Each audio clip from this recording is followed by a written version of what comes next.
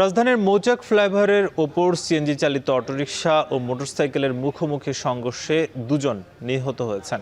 ভোর 4:45টার দিকে মালিবাগ সংলগ্ন মৌচাক উড়াল সড়কে এই ঘটনা ঘটে। নিহতরা হলেন অটোরিকশার চালক নয়ন তালুকদার এবং মোটরসাইকেল আরোহী ইয়াসিন আরাফাত আশিক। নিহত ইয়াসিন ঢাকার একটি বেসরকারি বিশ্ববিদ্যালয়ের শিক্ষার্থী। রমনা থানার পুলিশ জানায়, ইয়াসিন ও তার এক বন্ধু মোটরসাইকেলে মালিবাগ থেকে মুগদার দিকে যাচ্ছিলেন।